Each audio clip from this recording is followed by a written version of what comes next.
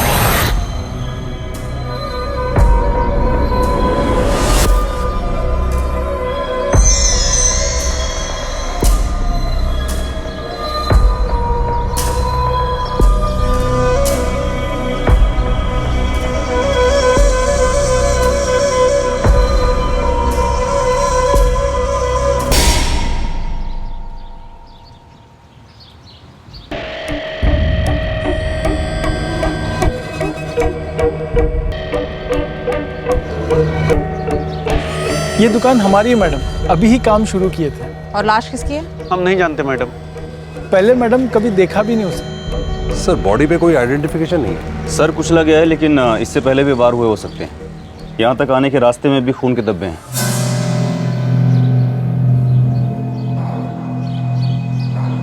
Sir पूरा area search करो, आसपास कहीं कोई लड़की की बॉडी भी हो सकती है।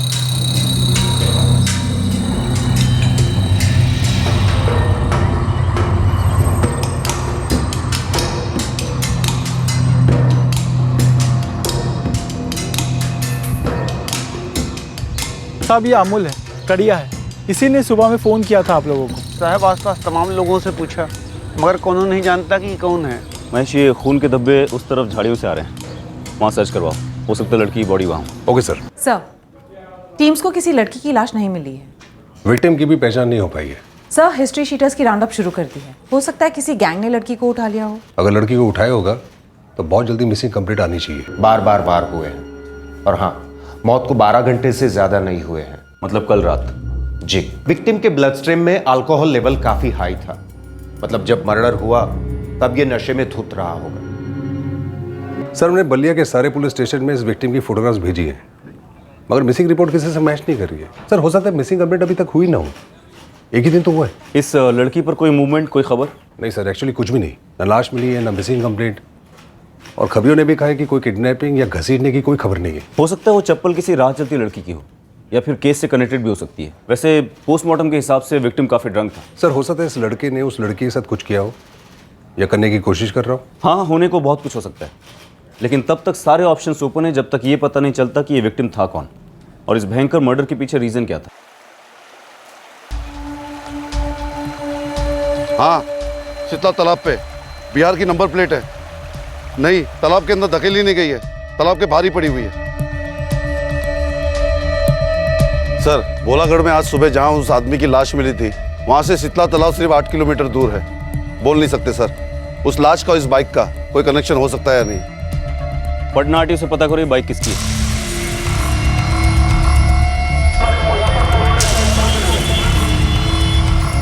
हाँ जी, बाइक का रजिस्ट्रेशन तो जुनून है सर, लेकिन बाइक हमारे पटना में नहीं, छपरा आरटीओ में रजिस्टर्ड है।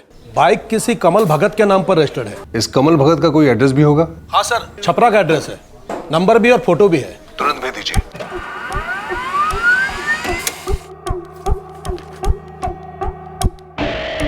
सर ये कमल भगत विक्टिम तो नहीं लगता।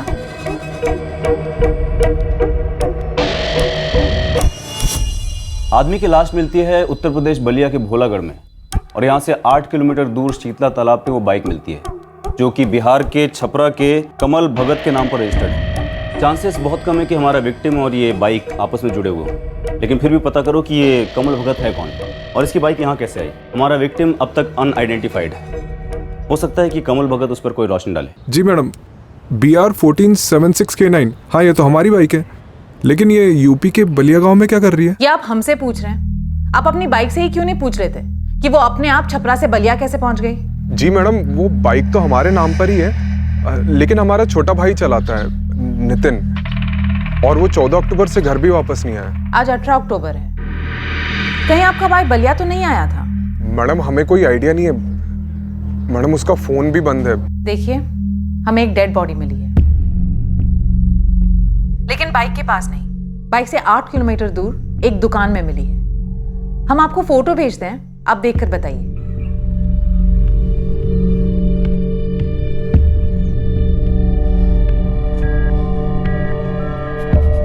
क्या बकवास कर रहे हो कमल?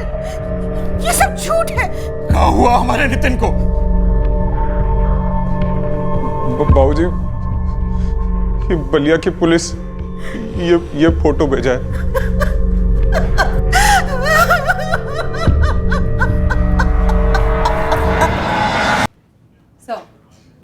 लाश कमल भगत के भाई नितिन की है। नितिन का फोन नंबर भी मिला है। बिहार के छपरा में बाइक के स्पेयर पार्ट्स की दुकान है इसकी। 14 अक्टूबर से घर नहीं लौटा है और उसके मोबाइल भी स्विच ऑफ था। तो मतलब missing complaint out of state Chhapra में दर्ज है? सर, फैमिली ने कोई मिसिंग कंप्लेन दर्ज ही नहीं की। ये अजीब नहीं है? ये नितिन 5 दिन से घर नहीं लौटा और किसी ने उसे मिस नहीं किया? या फिर इस सब के बीच में हम कुछ मिस कर रहे हैं? सर, उन्हें पता तक नहीं कि नितिन बलिया क्यों आया था। 14, 15, 16, 17, 18 5 दिनों तक तुम्हारा भाई नितिन घर नहीं लौटता, उसका फ़ोन स्विच ऑफ रहता है और तुम कुछ नहीं करते। परिवारों में अक्सर ऐसा होता नहीं है। बताओ, ये क्या छुपा रहे हो?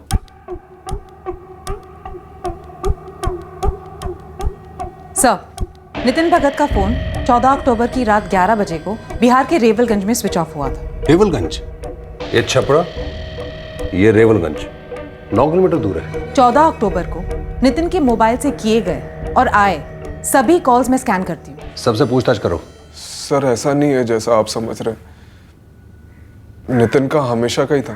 क्या 5-5 दिन तक गायब रहना? नहीं सर, 2 दिन 3 दिन, ज़्यादा से ज़्यादा 4 दिन, और वो भी स्पेयर पार्ट्स कलेक्ट करने जाता था, नहीं तो किसी से पेमेंट्स लेने। घर पर भी बताता नहीं था सर, और हमें भी उसकी आदत सी हो गई थी। हर बार फ़ोन भी ऑफ रखता था? कोई ख़ास वजह थी? नहीं सर, लेकिन इसी बार बंद था सर, इसलिए चिंता भी हो रही थी सर। नितिन हमेशा से ही समझदार था, अपना ख्याल खुद ही रखता था, इसलिए सर कभी लगा नहीं कि, लेकिन सर क्या हो गया सर? रेवलगंज तुम्हारे छपरा से 9 किलोमीटर दूर नितिन का फ़ोन स्विच ऑफ होता है, वो भी 14 अक्टूबर की रात को, जब तुम्हारे हिसाब से नितिन सुबह आखिरी बार घर से निकला था।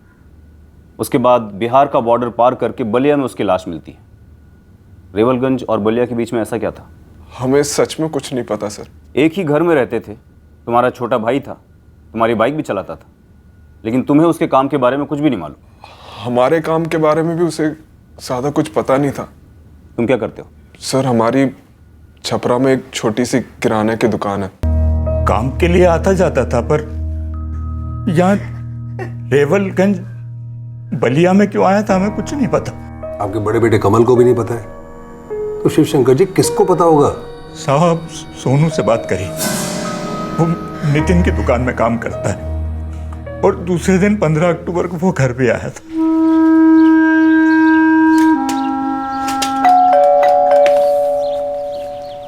अरे सोनू, नितिन कहाँ है? फोन भी बंद आ रहा है उसका। कुछ बता के गया? कहाँ गया है? नितिन भैया ने तो कुछ नहीं बताया, और वैसे अगर कहीं जाते हैं तो दुकान की चाबी जरूर दे जाते हैं, लेकिन इस बार तो वो भी देके नहीं गए।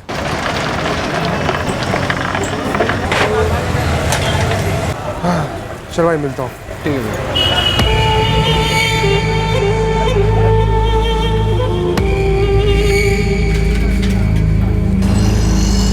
आप क्या करें काका, बिना चाबी के दुकान कैसे खोलेंगे? तो रुक, एक चाबी तो कमल के पास भी होनी चाहिए। कमल, ए कमल! ऐसा कैसे चला गया बिना बताए? उनका नहीं पता कमल भैया, नितिन भैया कुछ बोले ही नहीं। सोनू? हाँ भैया। हिसाब किताब अच्छे से करना, और शाम में दुकान में अच्छे से ताला लगाकर चाबी घर पे दे आना। ठीक है भैया।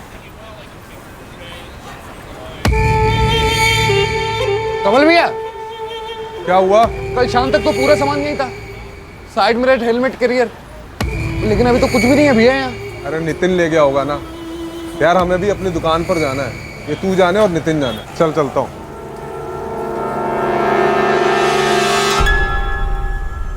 एक दो आइटम नहीं, काफी सामान गायब हुआ है दुकान से, फिर भी आपको अटपटा नहीं लगा? अटपटा लगा था साहब, पर हमारे बेटे नितिन के साथ ऐसा कुछ हो सकता है इसका तो ख्याल ही नहीं आया। और ऐसा ख्याल आता भी कैसे साहब? साहब, हमारे बेटे के साथ ऐसा कौन किया? सोनू ने जब हमें खाली शेल्फ दिखाई तो 1 मिनट के लिए हमें भी बहुत अजीब सा लगा था, लेकिन नितिन अक्सर बल्क में डिलीवरी करता था, हमें लगा रात में आकर ले गया होगा सामान। आपका भाई 5 दिन से घर नहीं लौटा है, फोन स्विच ऑफ है, दुकान से सामान गायब है, और आप लोग आंख में पट्टी, कान में रुई और दिमाग में ताला लगाकर बैठे। कमाल है कमल। जी धीमन दीक्षित बोल रहा हूँ जी, मेरा यहाँ गैरेज है एक छपरा में। आपका नंबर हमें नितिन भगत के फोन रिकॉर्ड से मिला है। आपकी नितिन से आखिरी बार कब बात हुई थी? 13 तारीख नहीं, 14 तारीख को दोपहर में, और उसके बाद नितिन आया भी था मुझसे मिलने। प्रणाम धीमन जी। प्रणाम भाई, प्रणाम नितिन। ये लो 40,000 रुपये तुम्हारे। धन्यवाद धीमन जी। अरे भैया पैसे गिन तो लो। भरोसे को कैसे गिना जा सकता है धीमन जी, आपने कह दिया तो बस। मैं नितिन से बाइक के पार्ट्स लेता हूँ, वो सप्लायर है हमारा। हाँ जी, आकाश बोल रहा हूँ। आप कौन? बलिया पुलिस? हाँ जी बोलिए, क्या बात है? जी हम छपरा में ही रहते, लेकिन इस वक्त तो लखनऊ में है। वो छपरा में हमारा गराज है, लेकिन बात क्या है मैडम? आकाश वर्मा, 14 तारीख के 12:15 पर तुम्हारी नितिन भगत से बात हुई थी? हाँ जी हुई थी। कुछ पैसों को लेकर? नहीं, पैसों को लेकर तो नहीं, बस ऐसे ही हालचाल पूछा था मैडम। लेकिन बात क्या है मैडम, आप ये सब क्यों पूछ रही है? नितिन का मर्डर हुआ है। क्या तुम बता सकते हो कि नितिन रेवलगंज किस काम से जा सकता है, और बलिया में क्या काम होगा जो वो बलिया आता रहता था? नितिन अपने बिजनेस के बारे में ज्यादा बात नहीं करता था, और हम भी इसीलिए उससे कुछ पूछते नहीं थे। बस दोस्ती थी, इसलिए स्पेयर पार्ट सस्ते में बेचता था। इसके अलावा हमें कुछ नहीं पता मैडम। जी मैडम, हमारा ही नाम राहुल अग्रवाल है। जी जी, हमारी नितिन से बात हुई थी, उसके बाद तो वो अपनी पेमेंट लेने के लिए आया था, और कुछ 34,000 का हिसाब बाकी था। मैडम हमने सारा हिसाब चुकता कर दिया था। सर घर वालों को कोई आइडिया नहीं है ये नितिन रेवलगंज क्यों गया था और बलिया से उसका क्या ताल्लुक था। 14 अक्टूबर को नितिन ने 2 spare parts clients Dhiman Dikshit और राहुल अग्रवाल से पेमेंट्स कलेक्ट किए थे। उसके बाद एक गराज ओनर आकाश वर्मा से सिर्फ बात की थी। कुल मिला के उसके पास 74,000 थे। जिस दिन इतना सारा कैश कलेक्ट करता है उसी दिन नितिन गायब हो जाता है, और फिर उसके अगले दिन उसकी दुकान में काम करने वाले सोनू और उसके भाई कमल को पता चलता है कि दुकान से भी कुछ सामान गायब है, और फिर 16 अक्टूबर को उसका मर्डर हो जाता है। सर नितिन की दुकान की एक चाबी उसके भाई कमल के पास और एक उसके खुद के पास थी। महेश, लेकिन इस केस की चाबी मुझे लगता है कोई एक झूठ है जो इनमें से कोई बोल रहा है, फैमिली, दोस्त या क्लाइंट। सर सभी के फोन रिकॉर्ड्स निकलवा रहे हैं। पता करो इस नितिन का बलिया और रेवलगंज से क्या कनेक्शन था। कोई जान पहचान वाला ही है जिसने नितिन के कत्ल की साजिश की है, लेकिन क्यों? 74,000 रुपयों के लिए, और बाइक पीछे छोड़ दी, या फिर कोई और वजह थी?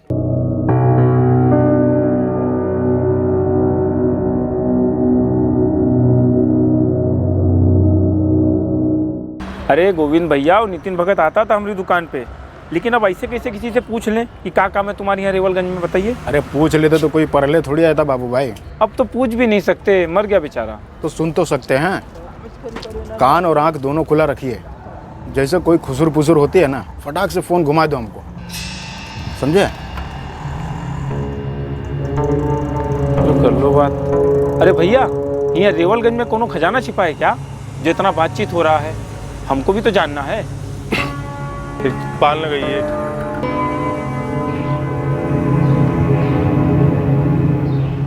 अब रेवलगंज यहाँ से पास ही तो है, वहां जाकर पता करना गोविंद। ये नितिन भगत का वहां ऐसा क्या काम था?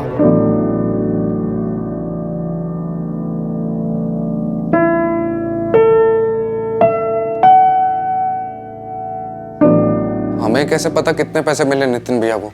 साहब हम तो बस उनकी दुकान में नौकरी करते थे। लोग आते, हम माल दिखाते, रेट बताते और माल बेच देते थे साहब, बस।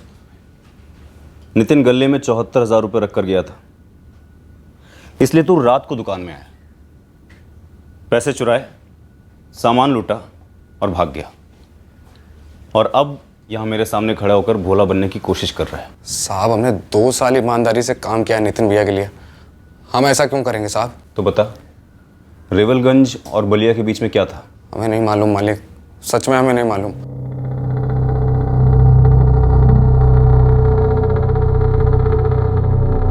बेटा कमल, नितिन काहे गया था रेवलगंज? क्या था वहां पे? आप लोग भी जानते, हम सिर्फ उतना ही जानते जितना कि आप।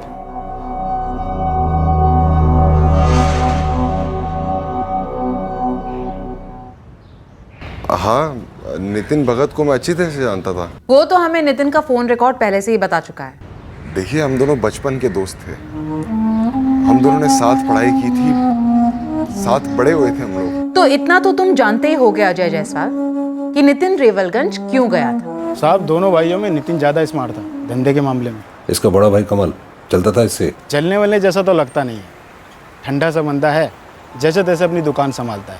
लड़ाई झगड़े की बात कभी सुनी नहीं। लेकिन एक बात अजीब है साहब, नितिन रेवलगंज गया था।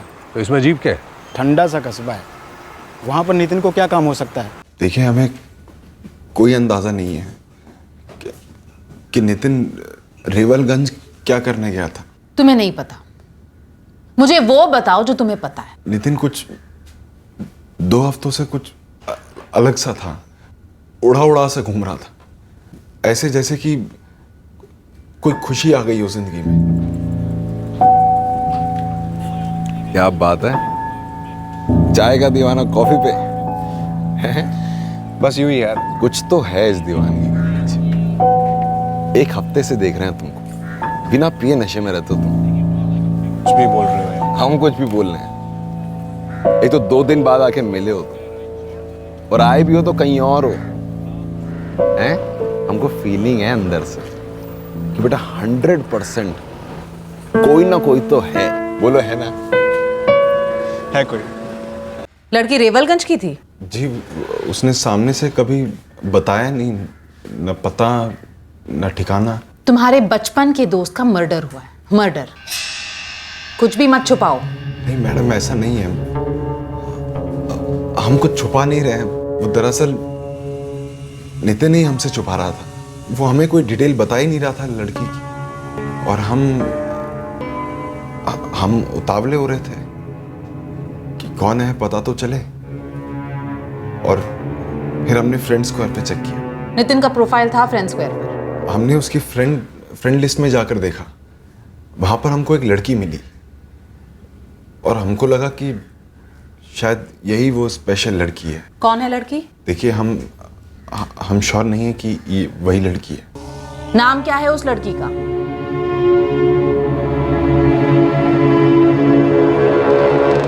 ये प्रीति का नाम सिर्फ प्रीति है, नो सरनेम? जी। और इसकी फ्रेंड स्क्वायर की फ्रेंड लिस्ट में सिर्फ एक ही फ्रेंड है, नितिन भगत। सर, हमने इतना डिटेल में जाकर झांका नहीं उसके पेज या फिर लिस्ट में। साइबर सेल को बोल करके नितिन का पूरा अकाउंट क्रैक करो, पूरी चैट हिस्ट्री निकालो उसकी। Okay sir. वैसे भी एक नाम और एक फेस तो है हमारे पास।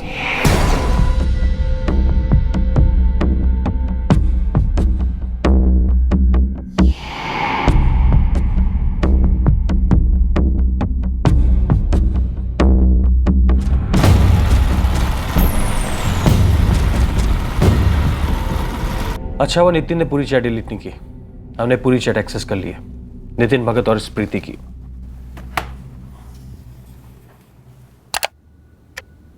हाय। हेलो। फ्रेंड बनोगे? क्यों नहीं। हम प्रीति हैं। हम नितिन भगत। वैसे हमें भी तुम्हें मिलने का दिल करता है, तुम काफी हैंडसम हो नितिन। ओ थैंक्स, तुम भी बहुत ब्यूटीफुल हो। तो बोलो कब कहाँ मिलना है, जल्दी मिलते हैं, आज मिलते हैं। पागल, आज थोड़ी प्लान करना होगा ना हमें। क्या प्लानिंग? मम्मी पापा तुम्हारे मानेंगे नहीं यार, हम वेल सेटल्ड है, तुम जानती हो।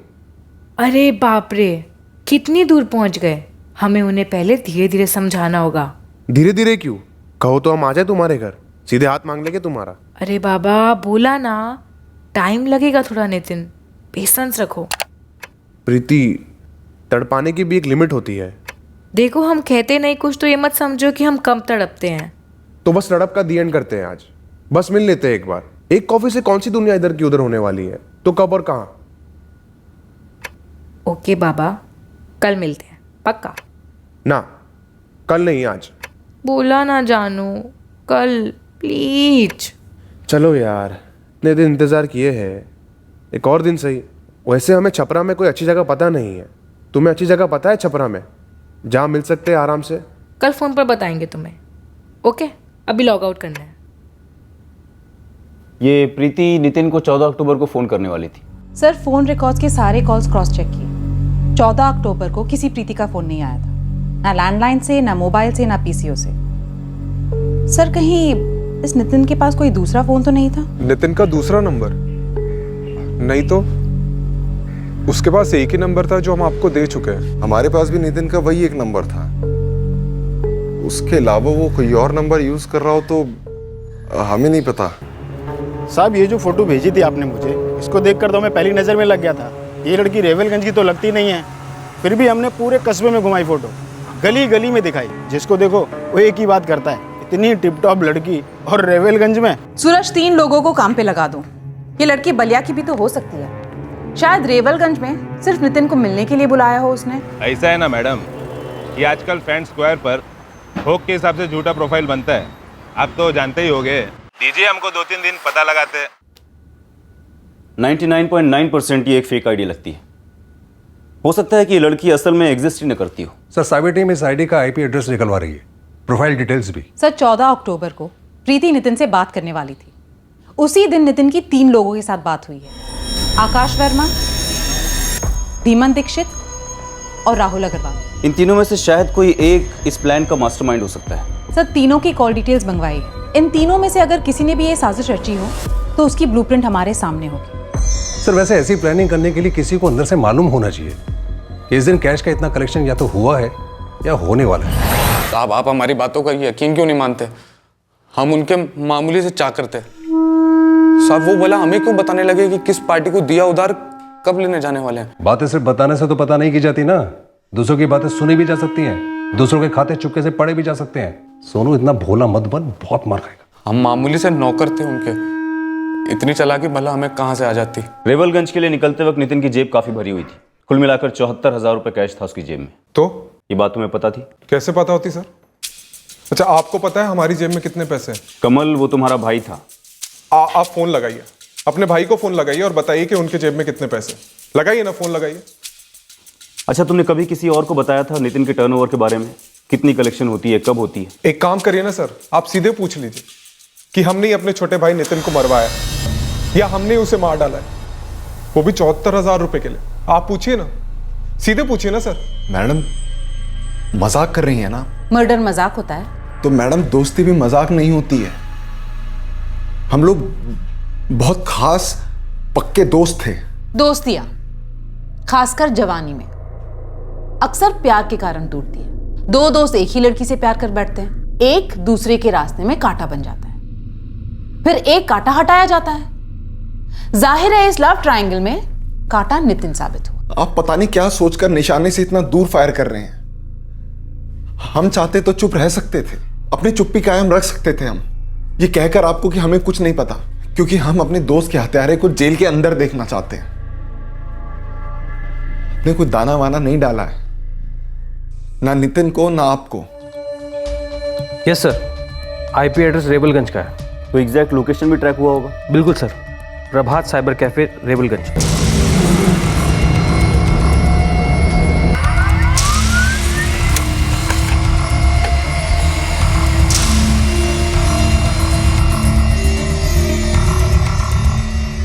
सर, इस प्रीति का इस अकाउंट से पहले 2 और फेक अकाउंट थे, इसी तस्वीर के साथ। इससे पहले ये प्रीति सुजाता थी और उसके पहले अनीता, और एज यूजुअल नो सरनेम। ये तीनों आईडीज प्रभात साइबर कैफे से ही बनाए गए हैं। 1 महीने पहले तक ये दोनों अकाउंट, सुजाता और अनीता, दोनों एक्टिव थे। तो इसका मतलब इससे पहले 2 और लोगों को बेवकूफ़ बनाया था इसने? सर, सुजाता की फ्रेंड लिस्ट में सिर्फ एक ही लड़के का नाम है, विशाल चौहान, और अनीता की फ्रेंड लिस्ट में भी एक ही लड़के का नाम है, ये कुंदन सिन्हा। इनकी डिटेल्स? सर, बिल्कुल निकाल ली हैं। विशाल चौहान रेवलगंज का रहने वाला है और कुंदन सिन्हा छपरा जिले का। आकाश वर्मा सर से पैर तक झूठा है। जब मैंने इसे पहली बार बात की थी उसने कहा कि वो लखनऊ में है, तब ये बिहार के रेवलगंज में था। हम छपरा में ही रहते लेकिन इस वक्त तो लखनऊ में है। और 14 अक्टूबर को जब इसकी नितिन के साथ बात हुई तब भी ये रेवलगंज से ही बात कर रहा था। उठाओ इस आकाश वर्मा को और साथ में इस कुंदन सिन्हा और विशाल चौहान को भी। ये दोनों उस फेक प्रीति से ऑनलाइन मिले होंगे और हो सकता है ऑफलाइन भी मिले हों पर्सनली। इन्हें पता होगा कि प्रीति, सुजाता और अनीता का राज क्या है। सर जी हमारे रेवलगंज को देखिए जरा और इस लड़की को देखिए। ऐसा कैसे मुमकिन है कि इतना टिप टॉप लड़की कभी यहाँ आए और आती कभी तो जिंदगी भर याद न रहती। अक्टूबर की 6, 8, 11 और 13 तारीख को इस फेक प्रोफाइल आईडी को यूज करके ये लड़की या लड़का तुम्हारे साइबर कैफे से ऑपरेट कर रही थी या कर रहा था? सर जो भी यहाँ पे आता है उसकी आईडी प्रूफ की फोटोकॉपी ली जाती है सर। रजिस्टर में इन और आउट टाइम नोट किया जाता है और फोन नंबर भी लिया जाता है सर।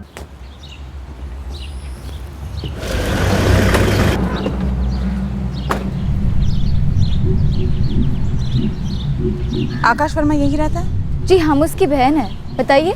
जल्दी बुलाओ भाई को। आकाश यहाँ नहीं रहता।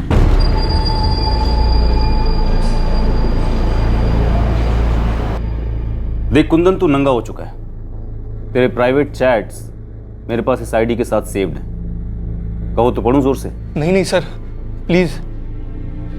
लेकिन हुआ क्या है सर? मर्डर हुआ है। हमें शक है कि इस अनीता ने नितिन नाम के एक आदमी का मर्डर करवाया है। कुंदन, पक्का ये चेहरा नकली है, एक नकाब है। तुम्हारी अनीता विक्टिम नितिन के लिए प्रीति थी। क्या ये स्टोरी?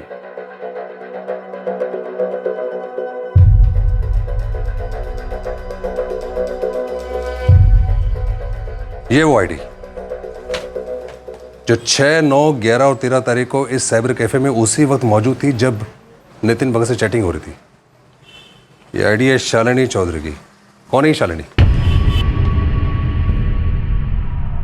अरे बाप रे सर, ये तो शालिनी है। कौन शालिनी? तुम पर्सनली जानते हो उसे? हाँ सर, नौटंकी की हीरोइन है। ये शादी वगैरह में नाचती। कौन है ये लड़की? लड़की? लड़की नहीं, डायन है, डायन। शालिनी नाम है उसका। वो रेवलगंज की नौटंकी है। उसी में कोई डांसर टाइप है मैडम। मैडम, शालिनी के प्यार में ना पगला गया हमारा आकाश। हम लाख समझाए लेकिन नहीं माना। निकल गया उसके साथ रहने के लिए। वो दिन के बाद से हम उसका शकल तक नहीं देखे। सर सच बताएं तो हमें तो उसका असली नाम तक नहीं पता कि क्या है। वो तो फ्रेंड स्क्वायर चैट पर इसने बातों बातों में हमें फंसा लिया और फ्रेंडशिप से हमें प्यार हो गया इससे। मिले थे तुम इससे? जी सर, रेवलगंज बुलाया था इसने हमें मीटिंग के लिए। अनीता यहीं रहती है? अनीता तुम्हारे सामने खड़ी है। गोली देने में एक्सपर्ट है सर। ये तरह तरह के ड्रामे करके ऐसा झूठ बोलेगी कि पूछे मत। हमसे कहा कि अनीता वाला झूठा फोटोग्राफ और फेक आईडी उसने इसलिए बनाया ताकि उसके माँ बाप उसको ट्रेस ना कर सके।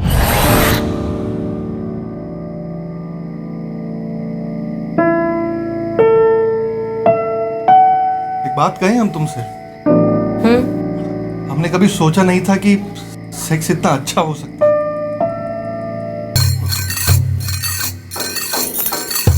वो क्या है ना, हर अच्छी चीज की इस दुनिया में कीमत होती है। चलो निकालो 50,000। क्या? अरे कैश नहीं है तो कार्ड से ट्रांसफर कर दो, वो भी चलेगा हमें। सर कितना भद्दा मजाक कर रही हो तुम। रात भर नोचो हमें और अब मरियम के पैसे भी नहीं दोगे। छी अनीता, काहे को इतना गंदा बोल रही हो तुम? हम दोनों एक दूसरे को आई लव यू बोल चुके हैं। अरे हट बे, बच्चे बच्चे समझो क्या हमें? अच्छे से समझते हैं हम ये आई लव यू, शाई लव यू। ये हर लड़की का पासवर्ड होता है सेक्स करने के लिए।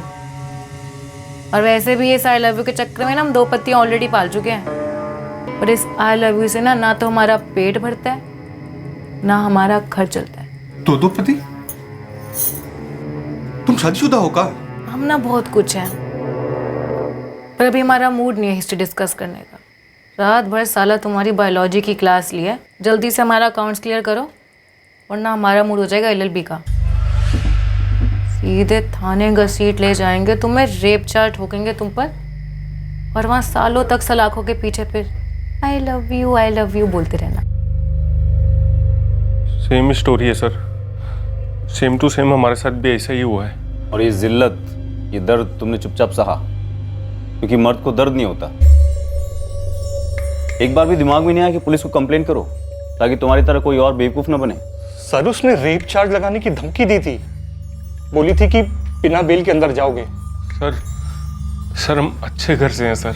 हम तो उसके लव में पड़ गए थे सर। चैट आईडी से लव, उसकी असली शक्ल देखने के बावजूद ये लव मेकिंग तक जाता है। इसको तुम सच्चा लव कहते हो?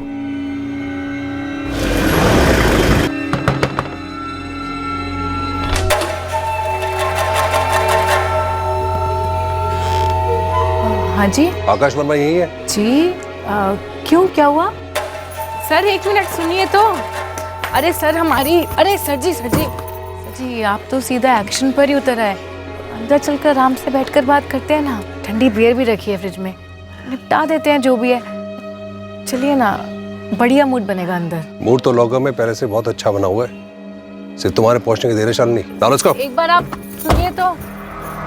सर जी 25, सिर्फ 25 के साहब हम, लेकिन एक्सपीरियंस तगड़ा हमारा। अच्छे से जानते हैं कि लकीर कब कहाँ खींचनी चाहिए। एक कानून है हमारा, वर्दी वालों को कभी ना ठगो। कुंदन और विशाल को छोड़कर और कितने लड़कों को ठगा तुमने? काफ़ी है साहब, डबल फिगर, लेकिन अब नाम तो याद नहीं। 9 लड़कों के नाम याद हैं, और ना ही वो नाम जो लेकर हमने उन्हें ठगा। और ये ठगने का रैकेट तुम इस आकाश वर्मा के साथ मिलकर चलाती थी? अरे नहीं सर, हमें किसी की हेल्प की ज़रूरत नहीं पड़ती, सोलो खिलाड़ी हम। ये तो खुद ब खुद आ गया 6 महीने पहले। सर बैड लगना भयंकर है हमारा। 16 साल की उम्र में माँ बाप ने एक बदबूदार फटीचा से शादी करा दी थी। इतनी बदबू कि उस कमरे में रहो तो उल्टी आ जाएगी आपको। फिर हम एक दिन अचानक मायके भाग गए, फिर माँ बाप भी ढीठ, दूसरी शादी करा दी। एक दिन अचानक हम वहाँ से भी भाग गए। उसके बाद तो ना हमने कसम खा ली कि पैसे से ही शादी करेंगे। पैसा ही हमारा पति, प्रेमी, परमेश्वर सब वही रहेगा। फिर बस एक दिन इन महाशय ने एंट्री ली। इनको तो ना शादी का कीड़ा था, ना आई लव यू वाला रोग। सेफ है, बस चल रही है गाड़ी इनके साथ। तुम्हारी स्पेशलिटी तो ठगना है ना, ये बीच में मर्डर कहाँ से आ गया? नितिन भगत का मर्डर? आकाश, या तो तुमने फैलाया था, तुम ही साफ करो। बताओ इन्हें। साहब मैं तो इसके खिलाफ थी, पैसों की कसम। तो नितिन भगत को अच्छी तरह से जानता था ना? जी, वो अपने गैराज के लिए हम उसे स्पेयर पार्ट्स लेते थे। ऐसे भी क्या दुश्मनी थी कि उसे इस तरह से फंसाया और इतनी भयंकर मौत के घाट उतार दिया? अरे आकाश! अरे नितिन, क्या हाल है भाई? बड़े दिनों बाद। बस फर्स्ट क्लास। तुम सुनाओ, काल चाल? किसी ने कहा तुम छपरा छोड़कर रेवनगंज सेटल हो गए। हाँ यार, वो बस तुम ये सब बातें छोड़ो ना, चलो उनको गर्मा गर्म चाय पिलाते हैं। आओ। नितिन, ये शालिनी है, हम इसी के साथ रहते हैं। तो तुमने घर छोड़ा क्योंकि हम डांसर हैं ना, और आकाश के घर वाले बड़े इज्जतदार लोग हैं। हाँ यार, तुम तो समझते ही हो ना। तुम दोनों क्या शादी वादी करने वाले हो?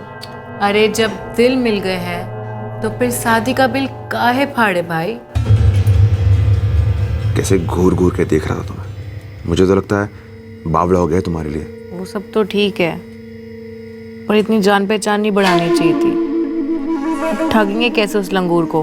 लेकिन पार्टी तगड़ी है, कैश का धंधा है, बिजनेस भी सॉलिड है, और लौंडा भी काफी स्मार्ट है। यहाँ वहाँ से स्पेयर पार्ट लेके आता है, वो भी टॉप क्वालिटी का, और पूरा छपरा के गराज में बेचता है साला, और दिखने में भी बुरा नहीं है।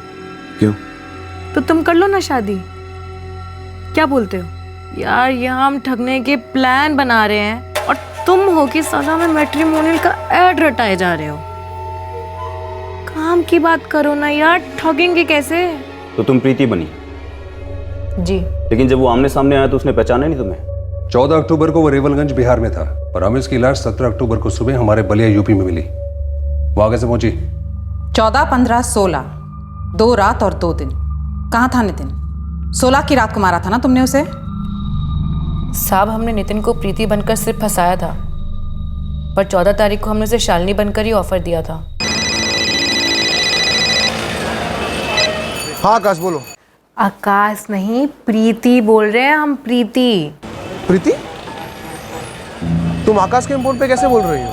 एक मीठा सा सेक्सी सा सरप्राइज दे हम तुम्हें। क्या?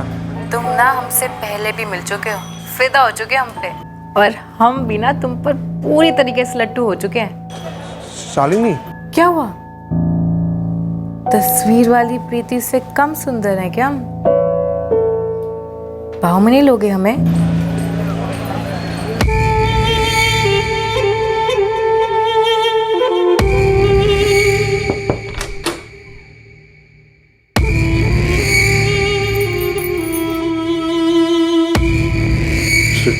शालिनी, पक्का वो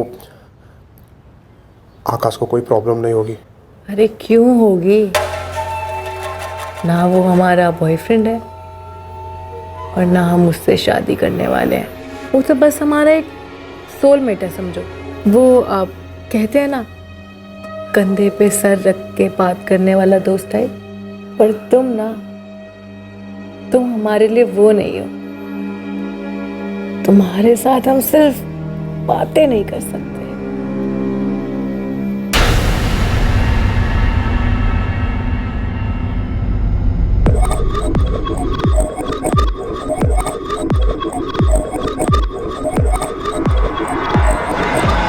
कितने पैसे थे जेब में? और चाबी? हम उसकी दुकान पर होकर आते हैं।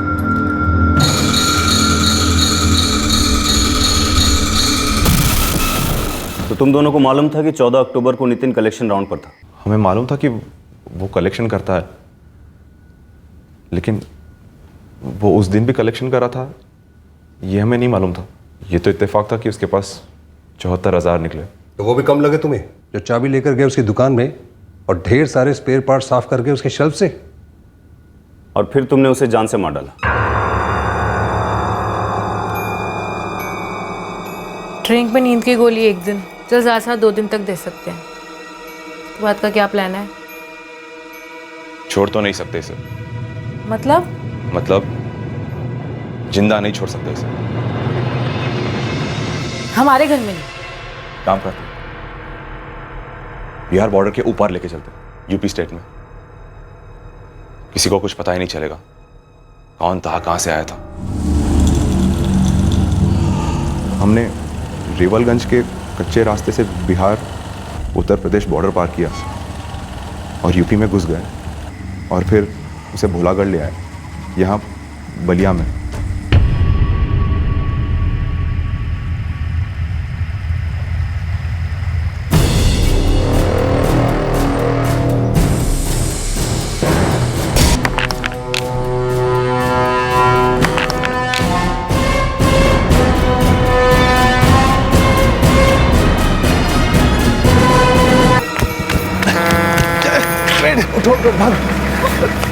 आकाश, हमारी एक चप्पल निकल गई है। अरे चप्पल को छोड़ो यार, बाइक ठिकाने लगानी है, रेवलगंज भी पहुंचना है। सवेरा हो गया तो मर जाएंगे, कोई ना कोई देख लेगा। चलो भागो इनसे। जान से मारना गलत था साहब, नहीं मारना चाहिए था हमें। लेकिन हम क्या करते, हम आगे इस बुड़बक की बातों में मिस्टेक कर दिया बहुत बड़ा। सर जी सुनिए ना, आप देखिए अगर कोई रास्ता, कोई उपाय, कुछ तो होगा हमारे लिए। है ना, काफ़ी रास्ते हैं। देखो, कल सुबह यहाँ से 20 मिनट की दूरी पर बलिया सेशन कोर्ट, कोई ट्रैफिक होगा नहीं, सीधा रास्ता है। फिर वहाँ पहुँचकर जज साहब बताएंगे कि आगे का रास्ता क्या है, मतलब कौन सी जेल, कितने साल, पूरा पैकेज स्टोर बनेगा तुम दोनों का। और तुम लोग फिक्र मत करो, तुमको कुछ नहीं करना है, कोई खर्चा नहीं होगा। देश का टैक्स पेयर है ना तुम्हारा ये टूर स्पॉन्सर करने के लिए।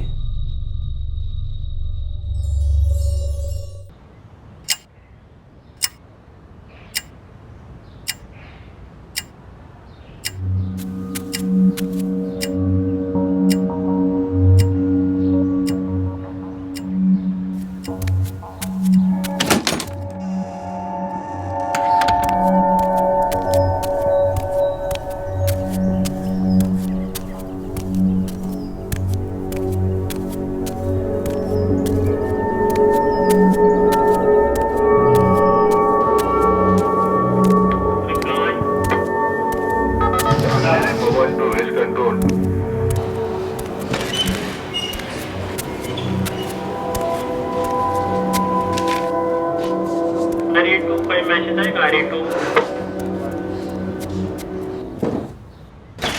Morning sir. Good morning, good morning. राजा रातगी का रिपोर्ट है। कोई फोन कॉल्स, कोई कंप्लेन? नहीं सर, कोई कॉल्स, कोई कंप्लेन नहीं। रात को फोन डेस्क पर ड्यूटी किसकी थी? हमारी थी सर, कोई कॉल नहीं था। Are you sure? जी सर। अरे वाह, हमारे आदर्शगंज इलाके में रात भर ना कोई कंप्लेन है, ना कोई फोन कॉल्स, ना दलील। ये तो आगे में गुड मॉर्निंग हो गई। अब हम इस शांति को दिन भर बरकरार रखेंगे, ठीक है? जी सर।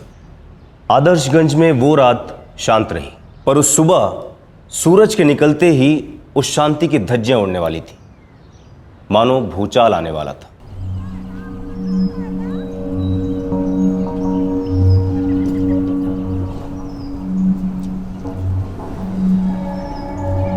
गुड मॉर्निंग मलिक साहब। Good morning Dinesh ji, good morning. सब खैरियत? All well, all well, always on time. चलिए मिलते हैं। Okay okay okay.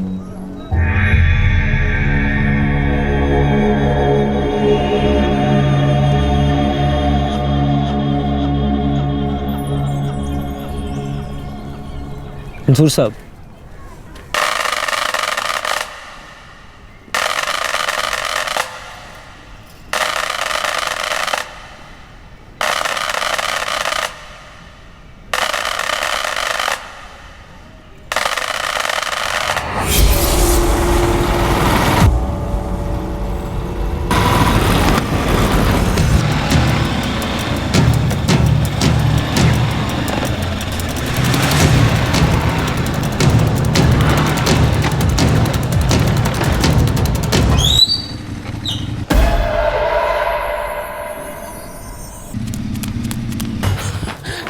साहब साहब साहब साहब अनर्थ हो गया साहब।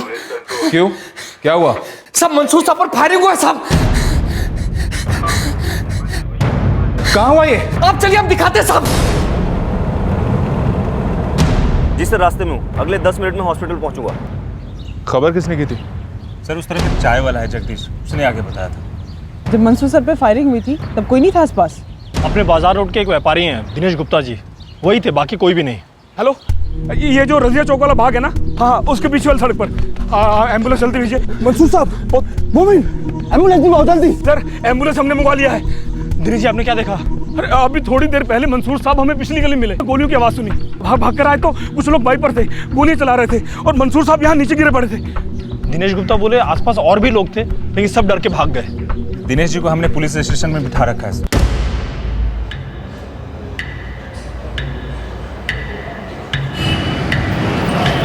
हम कांस्टेबल रामलाल बोल रहे हैं, आदर्शगंज थाने से। मैडम जी, एक बुरी खबर है। आज सुबह सुबह रामलाल जी जरा खुल के बोलेंगे? सब ठीक तो है? मंसूर सर पे गोलियां चली हैं। मैडम जी।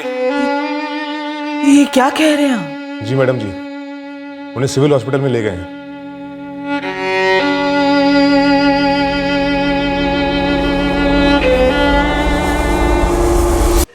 बहुत ज्यादा खून बह चुका है सर जी। लेकिन राजन, ऐसा कैसे हो सकता है कि मंसूर सर निहत्थे थे? सर्विस गन क्यों नहीं थी उनके पास? अभी तक कुछ पता नहीं चला सर।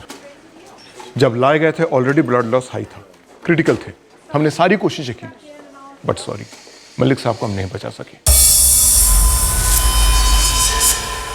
आदर्शगंज के सीनियर इंस्पेक्टर मंसूर मलिक की आज सिविल हॉस्पिटल में मौत हो गई है। उनके ऊपर फायरिंग की गई थी। हमारे सूत्रों के अनुसार इंस्पेक्टर मलिक अपने रोज के मॉर्निंग वॉक पर थे जब मोटरसाइकिल पर आए हत्यारों ने उन पर 6 गोलियां दाग दी और फरार हो गए। एक और खबर सामने आ रही है जो खलबली मचा रही है, और वो ये है कि अपनी दबंगई और ईमानदारी के लिए जाने जाने वाले इंस्पेक्टर मंसूर मलिक सुबह मॉर्निंग वॉक के वक्त निहत्थे थे। उनकी सर्विस गन उनके पास नहीं थी और सुबह उसी वक्त उन पर हमला हुआ। हालांकि इस बारे में पुलिस हमें कुछ भी नहीं बता रही, पर हमारे गुप्त सूत्रों से पता चला है कि कत्ल के वक्त वहां और भी लोग मौजूद थे, लेकिन गोली चलने की वजह से सब लोग डर के मारे वहां से भाग गए। सीनियर इंस्पेक्टर मंसूर मलिक को सुपर कॉप की उपाधि दी गई थी जब उन्होंने आदर्शगंज में पूरी निष्पक्षता से एक क्रिमिनल गैंग की कमर तोड़ दी थी और अराजकता का राज खत्म कर दिया था। एक्चुअली जब व्हील इन हुए थे तभी समझो पल्स थी ही नहीं, ब्लड लॉस इतना ज्यादा हो चुका था।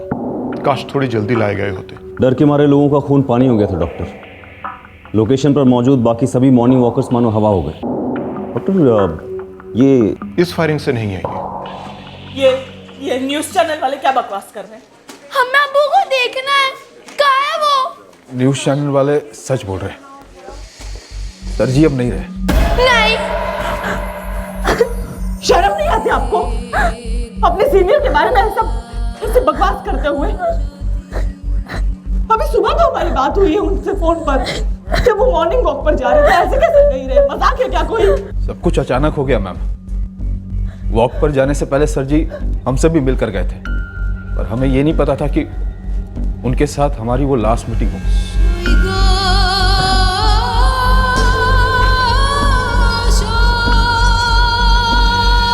अम्मी, अम्मी अब्बू को देखना है। अम्मी, हमें अब्बू को देखना है। अम्मी, अम्मी।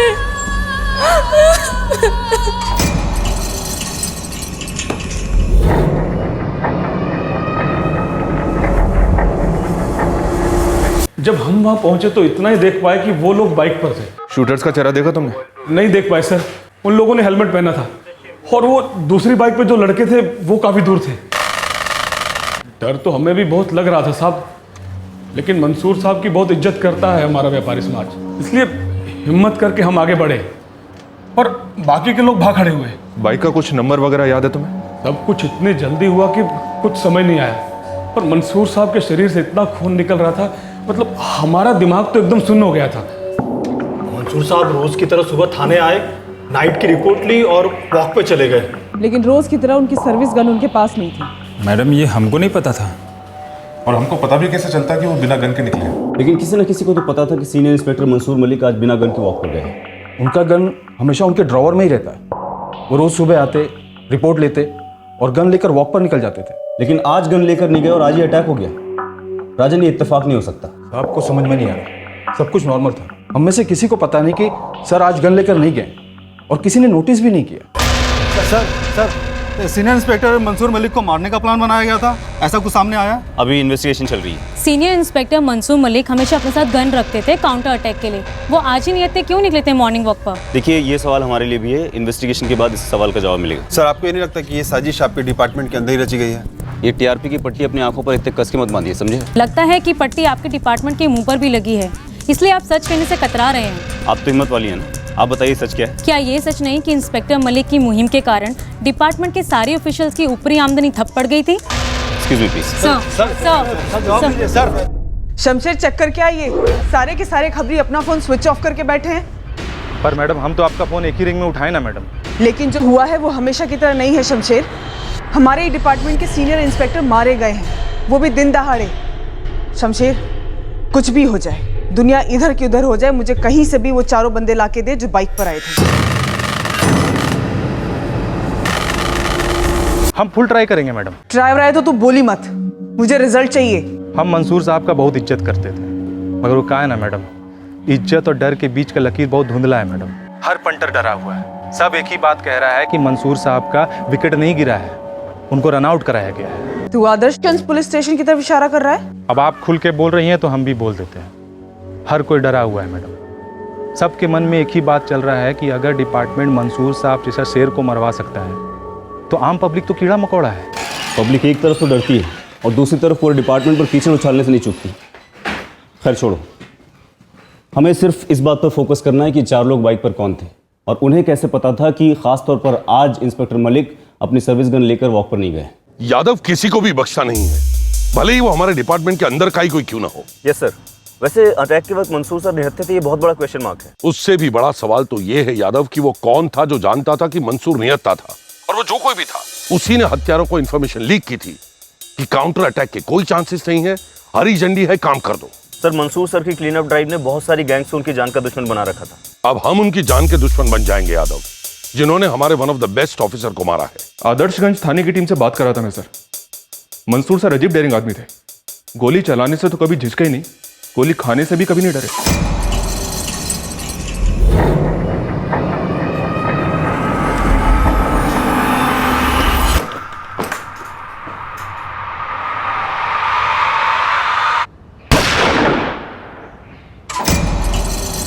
तुम एक चलाओगे, हम 10 चलाएंगे, लेकिन आज के बाद इस इलाके में तुम्हारी कभी नहीं चलेगी। पूरा आदर्शगंज थाना हमारे लिए एक सस्पेक्ट है। जिसने भी इंफॉर्मेशन पास की है कि आज सुबह मंसूर सर बिना सर्विस गन के मॉर्निंग वॉक पर गए या फिर ले जाना भूल गए, मुझे वो आदमी चाहिए। अगर वो हमारे हाथ में होगा तो शूटर्स और मास्टरमाइंड्स दोनों हमारे हाथ में होंगे। इन्वेस्टिगेशन टीम को हम सभी के मोबाइल नंबर चाहिए और खुफिया नंबर भी। हमारे पास एक ही नंबर है सालों से। हमारे पास भी एक ही नंबर है सर। देखो, यहाँ पुलिस ही पुलिस की तहकीकात कर रही है। अगर कुछ भी छिपाने की कोशिश करेंगे तो निश्चित पकड़े जाएंगे। पूरी कोऑपरेशन देनी है हमें। जो छिपाएगा वो पछताएगा। सर, कहीं ऐसा तो नहीं कि मंसूर मलिक उस सुबह अपने कैबिन में गए और उनके ड्रॉर में उनकी सर्विस गन का सिर्फ केस था, गन नहीं थी?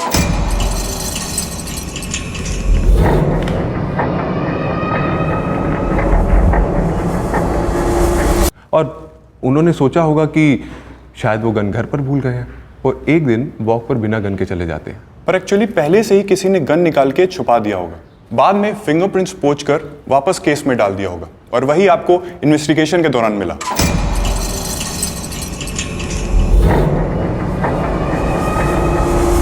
अब कोई बाहर वाला सीनियर इंस्पेक्टर के कैबिन में घुसकर गन को निकालना, छुपाना और वापस रखना तो कर नहीं सकता सर। आप दोनों का इशारा इनसाइड जॉब की तरफ है। उस वक्त भी हर जगह इसी एंगल की बात हो रही थी और हमने भी इस एंगल को कतई रूल आउट नहीं किया था। मंसूर मलिक बिना गन के क्यों थे और ये बात किसने किसको बताई? इन्हीं सवालों के बीच छुपा था इस मर्डर का राज।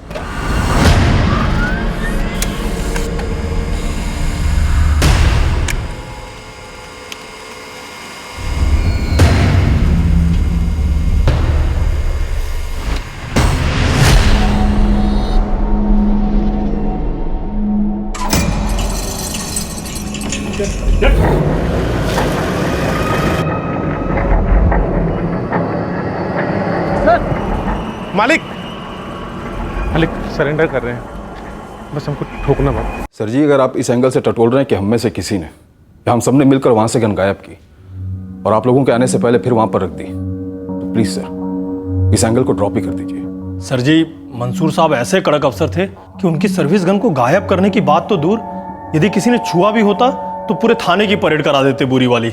मंसूर साहब यहाँ पिछले 1 साल से पोस्टिंग पर थे और पिछले 1 साल से एक भी सुबह ऐसी नहीं आई जब वो थाने नहीं आए और रात की रिपोर्ट नहीं ली। और ऐसे शख्स की गन केस में ना हो तो वो ऐसे कैसे जाने देते?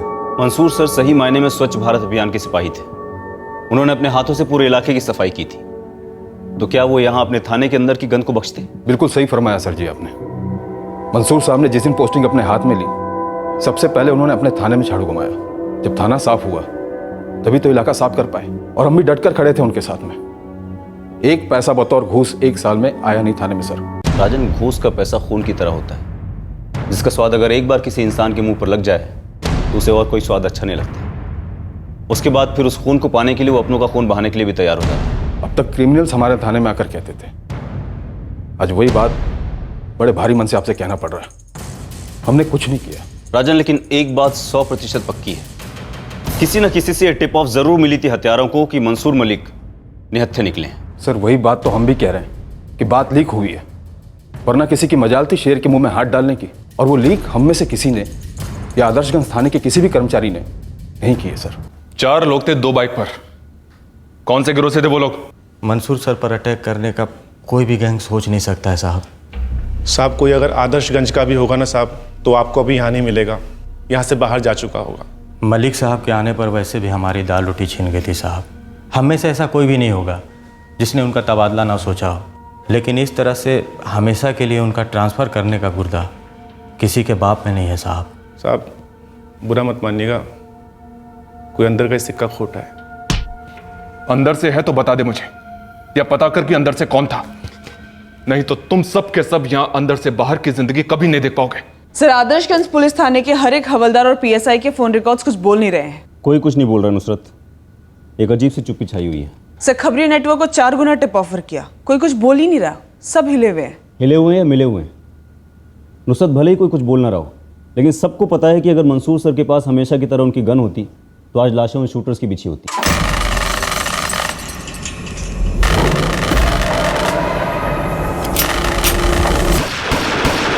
जब से मंसूर सर ने आदर्शगंज थाने का चार्ज लिया उस दिन से लेकर के उनकी मौत के दिन तक उन्होंने जितनी फाइल्स क्लोज की, जितने भी एनकाउंटर्स किए और जितने भी गैंग से ऑपरेशन नाकाम किए, हर छोटे बड़े केस की डिटेल्स मुझे चाहिए। जी सर।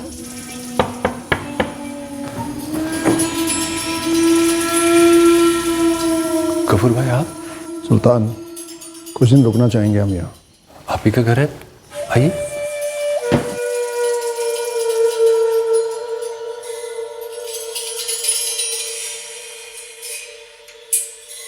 गफूर भाई, गफूर भाई ऐसे अचानक? काहे? कहीं लिख के लगाए हो सुल्तान, हम अचानक नहीं आ सकते। नहीं, मतलब सब खैरियत ना? आज तक तो खैरियत ना पूछी तूने, कुछ भी तो नहीं पूछा। आज बड़ी पूछताछ कर रहा है। ऐसी कोई बात नहीं गफूर भाई। बात तो है सुल्तान, जो तू भी जानता है और हम भी जानते हैं। अपनी बेगम से बोल, सुलेमानी चाय पियेंगे हम हमेशा की तरह।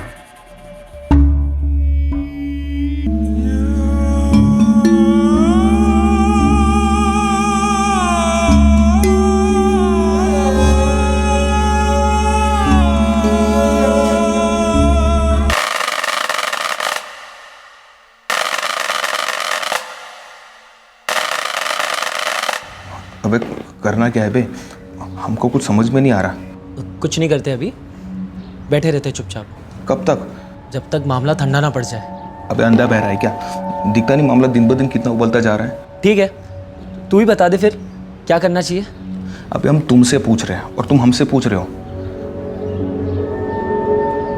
शाहिदा जी, पूरे स्टेट की फोर्स लग जाएगी इस केस में और मंसूर सर के हत्यारे जरूर पकड़े जाएंगे। हमने सुना सबके सामने मार डाला उन्हें। हॉस्पिटल ले जाना तो दूर, कोई उनके पास तक नहीं गया था। सब भाग गए और वो वहां पर खून में लथपथ पड़े कर्रार हैं। वो खून जाया नहीं जाएगा शाहिदा जी। मंसूर सर ने जो अच्छा काम शुरू किया था वो हमेशा चलता रहे। उनके जैसा ऑफिसर नहीं था हमारे डिपार्टमेंट में, और ये बात मैं आपको पूरे दिल से कहता हूँ। उनके जैसे जाबाज ऑफिसर की ऐसी मौत, मानो कोई शिकार किया हुआ जानवर। ना ना शाहिदा जी, आप ऐसा बिल्कुल मत सोचिए। मंसूर सर कई सारे बेईमानों के रास्ते के कांटे जरूर थे, लेकिन वो शहीद हुए हैं, वो भी सच्चाई के लिए और ईमानदारी के लिए। और इस केस की सच्चाई भी सामने आकर रहेगी, चाहे फिर हत्यारे कहीं भी हो, कोई भी हो। ये मेरा वादा है आपसे। पुलिस वाले को वही गैंग मारेगी जिसे सामूहिक खुदकुशी करनी हो, और वो भी मंसूर मलिक जैसे अफसर को। नहीं साहब, कोई चांस ही नहीं है। बाइक पर आकर मारने का तरीका गैंग वालों का है हामिद, और जिस तरह के रिवॉल्वर से मारा गया ना, वैसा रिवॉल्वर हर दूसरा गैंग अपने पास रखता है। कहीं यह हमला नक्सलियों ने तो नहीं किया? हो सकता है बरसों से बिल में छुपे सांप ने फिर से फन उठाया हो और धमाके के साथ री एंट्री करना चाहते हो आदर्शगंज में। मैडम जी, दो नाम दे रहे हैं, नोट कीजिएगा। बहुत मुश्किल से दोनों नाम मिला है। बोल, जल्दी बोल। एक है राकेश शर्मा और दूसरा है निकुंज दास। पता? राधा कुंज नगर। मैडम, एक चाय वाला है, बोल रहा है कि हो सकता है ये दोनों लड़के मौका वारदात पे मौजूद रहे होंगे। हमें अच्छी तरह से याद है 7 सितंबर की वो सुबह, और दोनों लड़का लोग भी। अच्छा राम भैया, एक बात बताइए, आपका ये ठेला रजियागंज गार्डन से कम 1 किलोमीटर का दूरी पर है, तो आप इतना यकीन से कैसे बोल सकते हैं कि वो दोनों लड़का लोग फायरिंग के समय वहीं पर था? अरे हमारे पास कोई दूरबीन थोड़ी है जो इतना दूर तक देख सकते हैं। हम तो इसलिए कह रहे हैं कि दोनों लड़के यहीं के राधा कुंज के, अक्सर सालों से चाय पीने आते रहे, उस सुबह भी आए थे।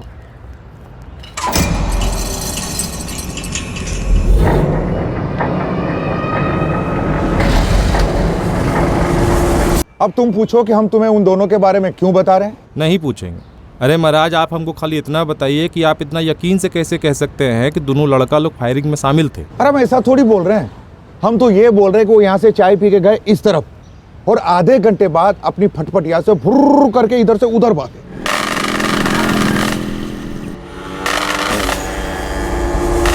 और उन दोनों के पीछे निकले वो हेलमेट वाले लोग, और उस दिन के बाद वो दोनों हमारे ठेले पे कभी दिखाई नहीं दी।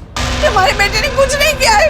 अरे ये कैसी नाइंसाफी है। अरे कहाँ लेकर जा रहे हो हमारे बेटे को? आप घबराओ नहीं, हम कुछ नहीं किए हैं। मैडम प्लीज हमारी बात तो सुनिए। मैडम हमारी बात तो सुनिए। मैडम, आप हमें पूरी तरह गलत समझ रहे हैं। आप हमें समझाने का एक मौका दीजिए। मौका ही क्यों, हम तो तुझे चौका और छक्का भी देंगे। क्रिकेट के बॉल की तरह उठा के स्टेडियम के बाहर भी फेंकेंगे और अंदर भी लेके आएंगे, और यकीन कर हमारा, एक भी लूज बॉल हम छोड़ते नहीं है। नक्सली? जी सर।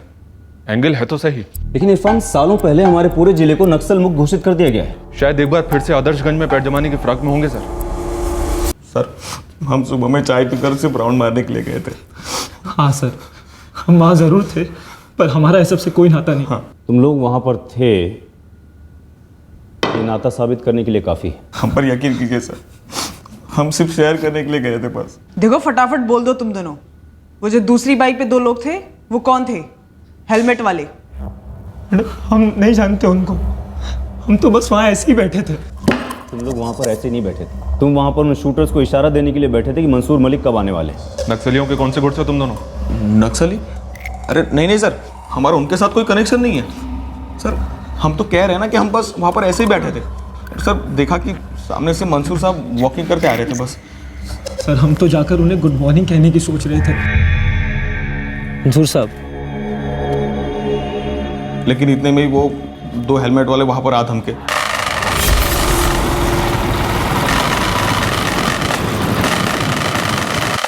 पर जैसे ही फायरिंग शुरू हुई हम दोनों ठंडे पड़ गए। लेकिन उस ठंडी पड़ी हालत में भी तुम लोग भागे, और वो भी उन दोनों हथियारों के साथ। ये झूठ है, हम उनके साथ कतई नहीं भागे सर। सर हम भागे क्योंकि हम हद से ज़्यादा डर गए थे बस। जैसे उन दोनों ने यू टर्न मारा तो हमको लगा कि वो हमें भी ठोक देंगे सर। तो सर हम वहाँ से पागलों की तरह भागे।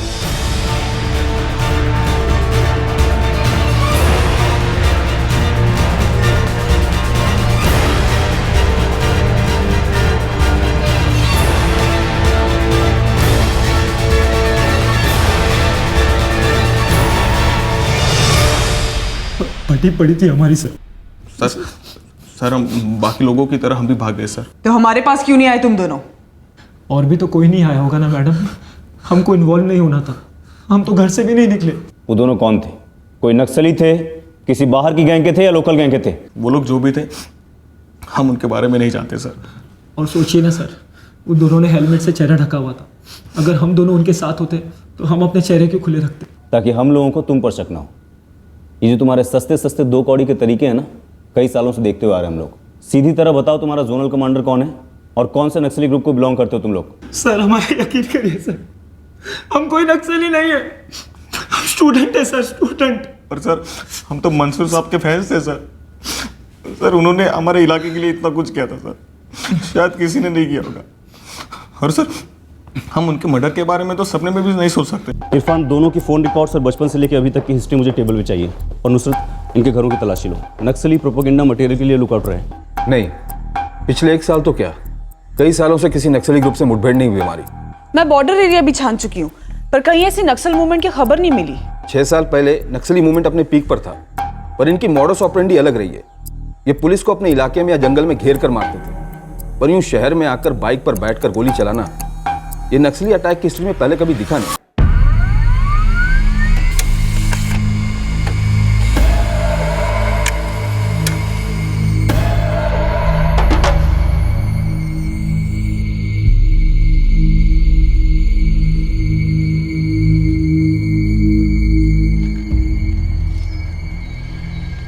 उसे एक दिनेश के अलावा कोई और गवाही देने सामने नहीं आया ना? यस सर, और जो भागे वहां से उनसे कांटेक्ट करना मुश्किल है। और सर ये दिनेश गुप्ता कह रहा था कि उसे ठीक से याद नहीं कि कौन कौन रेगुलर वॉकर थे उस वक्त यहाँ पर। और ये आदर्शगंज थाने को वहाँ के चाय वाले ने इन्फॉर्म किया था। सब मंसूर साहब पर फायरिंग हुआ साहब। मैंने उससे भी बात की, उसने कहा कि उसने गोलियों की आवाज तो सुनी थी और वो भाग के आया भी था क्राइम सीन पर। धाए धाए धाए, एक के बाद एक 5-6 फायरिंग हुए। उतने में हम समझ गए ये तो भैया का उन्हों कांड हो गया है। उतने में हम दौड़कर वहां पहुंचे तो हम देखे दिनेश गुप्ता जी मौजूद हैं। मंसूर साहब, मंसूर, हाँ गुप्ता जी, ये सब कैसे हो गया? जगदीश भाग के जा पुलिस थाने, बुला के ला पुलिस को। और फिर हम यहाँ आए, सबको बताया कि क्या हुआ। हम तो बिल्कुल हैरान हो गए थे। अरे अभी तो अच्छे खासे घूम रहे थे हमारे सामने, हमारी दुकान के पास से भी गुजरे थे और हम उनका राम राम भी किए थे रोज की तरह।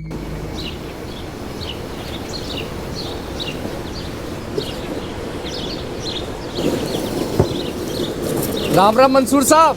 राम राम जगदीश, राम राम। सब बढ़िया? ये सर्विस गन ना ले जाने वाली बात किसी को कैसे पता चली होगी? कोई तो मिला होगा वॉक के दौरान शायद। पर सर किसी को पता चलेगा भी कैसे? आई मीन सिविल कपड़ों में ज्यादातर गन शर्ट या फिर ट्रैक टी शर्ट के नीचे कमर के पास रखी जाती है। वही बात तो समझ में नहीं आ रही कि ये खबर लीक हुई तो हुई कैसे। पीछा कोई भी ऐसा जो उन पर नजर रखे हुए हो या फिर अजीब हरकतें कर रहा हो। इतना तो हमको ध्यान नहीं है, लेकिन हाँ इतना बता सकते हैं कि मंसूर साहब उस दिन भी यहाँ से निकले थे। हमेशा की तरह हम उनको राम राम भी किए थे। वो अपने डॉक्टर साहब से 2 मिनट के लिए बतियाए और आगे निकल गए। ये डॉक्टर साहब कौन है? वही अपने डॉक्टर पंकज सिन्हा, यही रजियागंज के पास उनका दवाखाना है। हम मिले थे इंस्पेक्टर मंसूर से, हम अक्सर मॉर्निंग वॉक पर मिला करते थे। डॉक्टर आपको कुछ भी सस्पिशियस लगा था? कोई उन्हें फॉलो कर रहा हो या फिर कोई नजर रख रहा हो? नहीं इंस्पेक्टर, ऐसा कुछ नोटिस करने के लिए ऐसा कुछ दिमाग में भी तो होना चाहिए ना। मॉर्निंग वॉक वाला मूड था और हम रेगुलर बात कर रहे थे। उस वक्त तो क्या बात हो रही थी? बस कहा ना रेगुलर। वो मेरे पेशेंट भी थे तो मैं उनके घाव की हीलिंग के बारे में पूछ रहा था। घाव मतलब कैसा घाव? कुछ समय पहले मंसूर साहब एक रेड में घायल हुए थे ऑन ड्यूटी, तो मैंने उन्हें ट्रीट किया था। यहाँ left side of the abdomen पर घाव था। डॉक्टर साहब घाव तो भर गया है बट कभी कभी दर्द होता है। दिखाइए। हीलिंग तो हो चुका है पर थोड़ा ऊज वेटनेस बाकी है। मैं एक ऑइंटमेंट भिजवा देता हूँ, दिन में 3 बार लगाइए, हफ्ते भर में पूरी तरह से सूख जाएगा। थैंक यू डॉक्टर साहब। और हाँ, थोड़े टाइम के लिए चोट को रेस्ट दीजिए, थोड़ा एक्शन कम कीजिए। हम पुलिस वालों की ड्यूटी का दूसरा नाम एक्शन ही तो है, और ड्यूटी है हमारी 24 घंटे की। हमेशा चौकन्ना रहना पड़ता है। मतलब आप पुलिस वालों की लाइफ हम डॉक्टर्स के जैसी है। फिर मंसूर साहब अपने रास्ते चले गए और हम अपने। 9 बजे ये शॉकिंग न्यूज़ आई कि उन्हें शूट कर दिया गया है। हमें तो विश्वास तक नहीं हुआ। अभी मिले, बातें हुई, वाउंड चेक किया हमने उनका। डॉक्टर, जब आपने उनका वोंड चेक किया था तो इंस्पेक्टर मलिक ने टी शर्ट ऊपर उठाई होगी घाव दिखाने के लिए, लेफ्ट हैंड साइड से ऊपर उठाई थी, राइट? हाँ इंस्पेक्टर, इंजरी लेफ्ट साइड में ही थी, यहाँ एब्डोमेन पर। हाँ सर, वो हमेशा अपना सर्विस गन लेफ्ट साइड पर ही रखते थे। मंसूर से जो डॉक्टर को अपना घाव दिखा रहे थे उसी वक्त शायद किसी ने नोटिस किया होगा कि उनके पास सर्विस गन नहीं है और तुरंत हत्यारों को इन्फॉर्म कर दिया। सर वो जो कोई भी था, शायद मंसूर सर को रोज फॉलो कर रहा होगा और इसी बात का इंतजार कर रहा होगा कि कब अटैक किया जा सकता है। जगदीश, ध्यान से याद करने की कोशिश करो। जब इंस्पेक्टर मंसूर मलिक और डॉक्टर पंकज सिन्हा वहां खड़े होकर बात कर रहे थे उस वक्त कोई और था उस तरफ, या फिर इस तरफ, या फिर कोई भी ऐसा इंसान जो हर रोज उसी वक्त यहाँ पर आता हो? हाँ साहब, एक आदमी तो था। कौन? साहब पिछले कुछ दिनों से रहमान कादरी रोज यहाँ बैठकर चाय पीता था। वो उस दिन भी यहाँ पर था? हाँ साहब, यहीं पर था। जगदीश, ये रहमान कादरी कौन है और कहाँ मिलेगा? 444567891 रहमान कादरी नाम है। इस नंबर के कॉल रिकॉर्ड्स अगले आधे घंटे में मुझे अपनी टेबल पर चाहिए। सर जी बताइएगा नहीं, ये जगदीश का दुकान पर चाय पीना कब से गलत होने लगा? हमने कब का गलत हुआ है? हमें तो बस शक है कि ये जो गुनाह हुआ है, जुर्म हुआ है, उसका तुम भी हिस्सा हो। हाँ साहब, मैं पिछले 5-6 दिनों से जगदीश का ही दुकान पे सुबह का चाय पीता हूँ। तेरे घर में गैस खत्म हो गई है? बीवी मायके गई है, तुझे घर से निकाल दिया है? साहब ये का उल्टे सीधे सवाल पूछ रहे हैं आप हमसे? नहीं, इस रहमान कादरी का तो हमारे थाने में कोई क्रिमिनल रिकॉर्ड नहीं था। इस रहमान कादरी के साथ मंसूर सर का कोई कनेक्शन था? नहीं, पर्सनली अगर जानते हो तो कह नहीं सकता, लेकिन काम से कोई कनेक्शन नहीं था।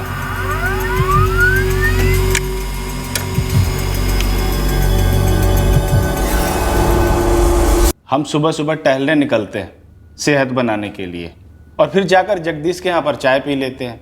और रही बात मंसूर साहब की, तो साहब हमें बिल्कुल भी पता नहीं चला कि वो कब थाने से निकले हैं शहर के लिए। तो झूठ बोल रहा है। जगदीश ने तेरे सामने मंसूर साहब से नाम लेकर राम राम किया था, जवाब में उन्होंने भी राम राम कहा था। ऐसा हो ही नहीं सकता कि तेरा ध्यान ना गया हो उन पर। साहब हम उस वक्त अखबार पढ़ रहे थे, चाय पी रहे थे, अपना दुनिया में मस्त थे।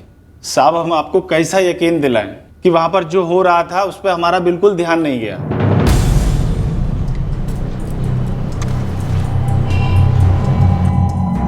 गफूर खान? जी हाँ, गफूर खान। रहमान कादरी ने सुबह 6:45 पे गफूर खान को फोन किया था चाय की दुकान से।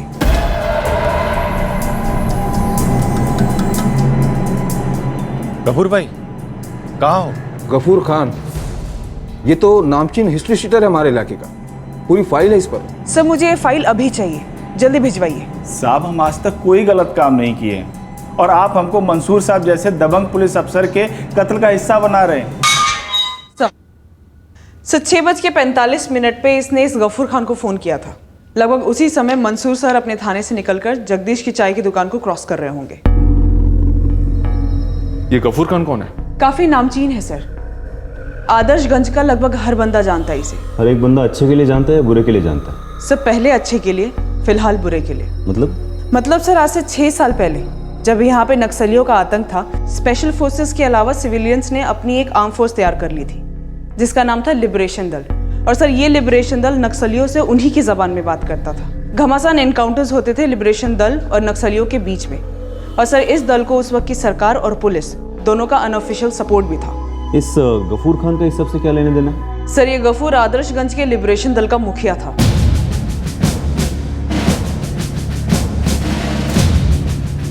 शाबाश शाबाश शाबाश, तेज भाग, गन कंधे में, लोड करो,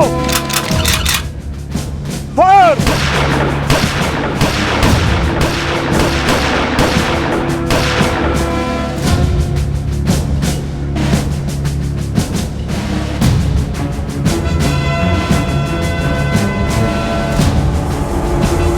सर 4 साल पहले इस लिबरेशन दल को डिसबैंड कर दिया गया था।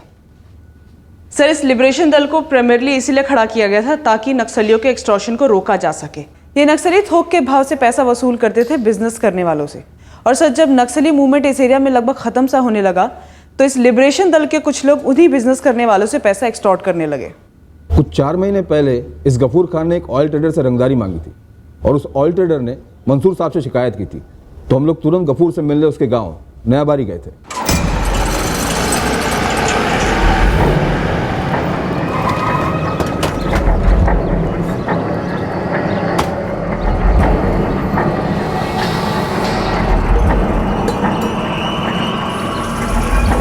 गफूर, तेरे लाडले शूटर अशफाक को कल शूट कर दिया हमने दौड़ा दौड़ा कर।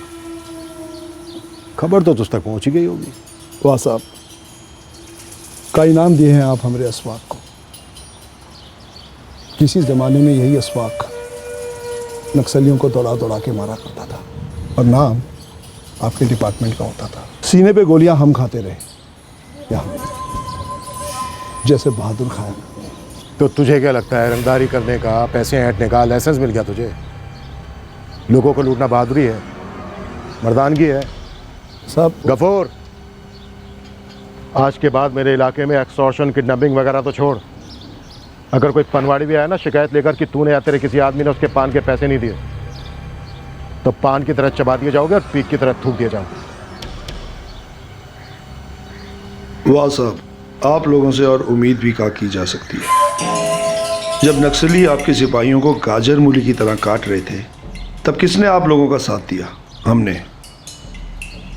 हमने लोगों को तैयार किया था, हमने लॉन्डो को ट्रेनिंग दी थी। आपके कितने सिपाहियों की जान बचाई है हमने, और आप हम ही लोगों का शिकार कर रहे हैं।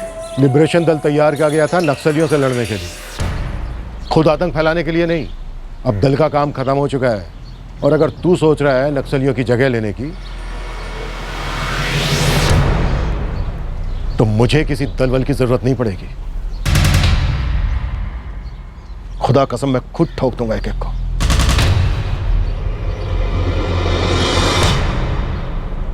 और इसको कोई धमकी मत समझना गफूर।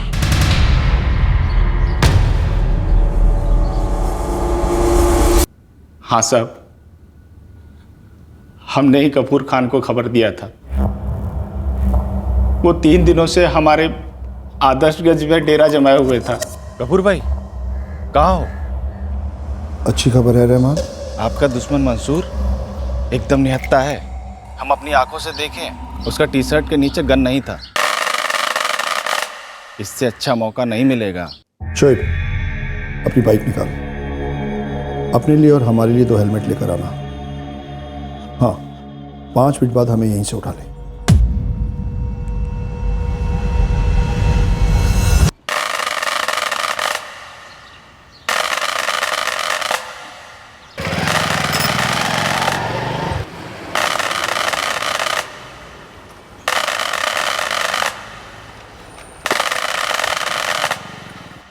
दौड़ा, जल्दी जल्दी जल्दी दौड़ा।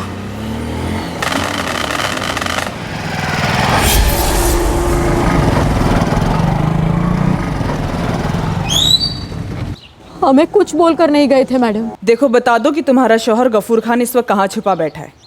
ऐसा है, अगर तुमने बता दिया तो हम उसे जिंदा पकड़ेंगे, फिर तुम जेल में आके मिलती रहोगी। पर हम जेल की बजाय 2 गज जमीन के नीचे भी डाल सकते हैं, फिर नहीं मिल पाओगी तुम अपने शौहर गफूर खान से। काश आपकी ये धमकी उन पर काम कर जाती मैडम। हम इतने सालों से कहते आए हैं कि छोड़ दो, निकल लो, पर नहीं माने। शिरीन, मुझे एड्रेस चाहिए, पता बताओ। हमें सच में नहीं पता मैडम। 2 हफ्तों से ना फोन है ना कुछ, हमेशा फोन ऑफ रहता है, हमारी जिंदगियों की तरह। सच बोल रहा हूँ, मैंने कुछ नहीं किया। सच बोल रहा हूँ साहब, मुझे नहीं पता। वर्मा बोल। साहब मैं सच बोल रहा हूँ, मुझे कुछ नहीं मालूम है। उस दिन गफूर भाई का फोन आया और वो मुझे बोले कि 2 हेलमेट और बाइक लेकर आ जा। मैं पहुंच गया साहब, वहां से वो राजियाबाग के पीछे वाली सड़क पे लेने बोले। वहां पे उन्होंने मंसूर साहब को गोलियां दाग दी साहब।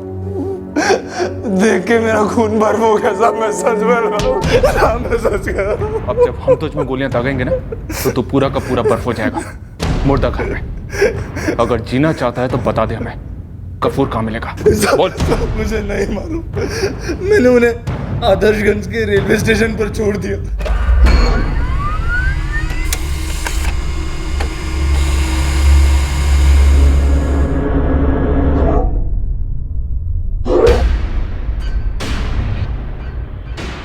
लखनऊ की ट्रेन ली, इसका मतलब इसका लखनऊ में कोई ना कोई होगा जरूर। जब लिबरेशन दल बंद कर दिया गया था तो गफूर खान के साथीदार यहाँ वहाँ बस गए थे।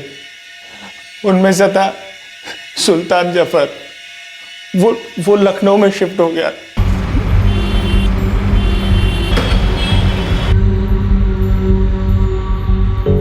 कब तक रहेंगे?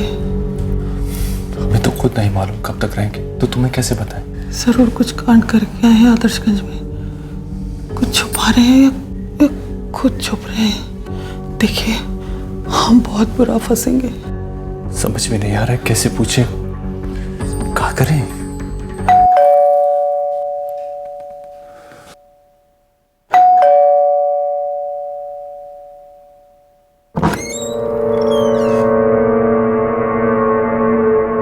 सुल्तान जफर, गफूर खान किधर है? गफूर भाई अंदर है। देखिए, हमने उन्हें यहां नहीं बुलाया है, वो खुद ही यहां आधम के हैं, हम उनसे नहीं मिले हुए हैं।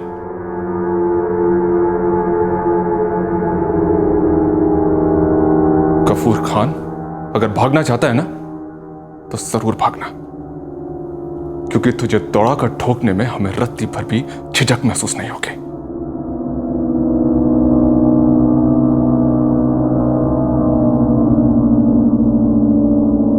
हाँ, हमने इंस्पेक्टर मंसूर को 6 गोलियां मारी।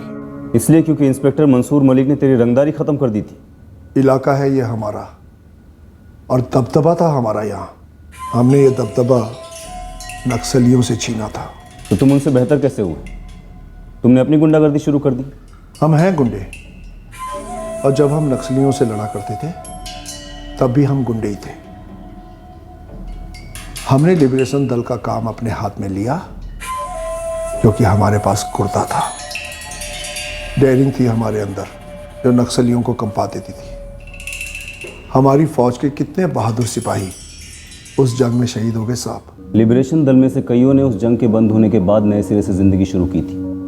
ज़्यादा दूर देखने की जरूरत नहीं है। तेरे दल के साथीदार सुल्तान जफर को ले ले, जिसके घर में तू छुपा हुआ था। जब दल बंद हुआ तो बंदा लखनऊ में जाकर ईमानदारी की जिंदगी बसर करने लगा, तेरी तरह क्रिमिनल नहीं बना। हाथ की 5 उंगलियां एक बराबर नहीं होती साहब। हाँ, नहीं होती, लेकिन अगर एक भी उंगली का नासूर बेइलाज हो जाए तो उस उंगली को काट दिया जाता है, वरना वो पूरा हाथ पूरा बदन सड़ाने लगता है। तो सोच क्या रहे हैं? कर दीजिए ना झूठा इनकाउंटर हमारा, जो आप हमेशा करते हैं। झूठा तो तू है गफूर, और तेरे झूठ का इनकाउंटर भी होगा, लेकिन अदालत में। तूने एक बहादुर और ईमानदार अफसर की जान सिर्फ इसलिए ले ली क्योंकि उसने तेरे बुरे धंधे बंद कर दिए थे। गफूर, कभी अपने आप को सिपाही मत समझना, वरना ये सिपाहियों की बहुत बड़ी तौहीन होगी।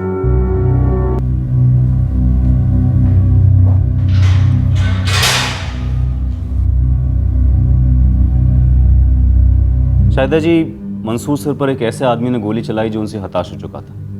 क्योंकि उन्होंने उसके सारे बुरे धंधे बंद करवा दिए थे। वो बस उसी दिन अपनी गन ले जाना भूल गए। जी हाँ, फिलहाल तो हम यही अनुमान लगा सकते हैं कि मंसूर सर के दिमाग से वो बात सिर्फ एक बार छूट गई थी। एक भूल की इतनी बड़ी कीमत चुकाई।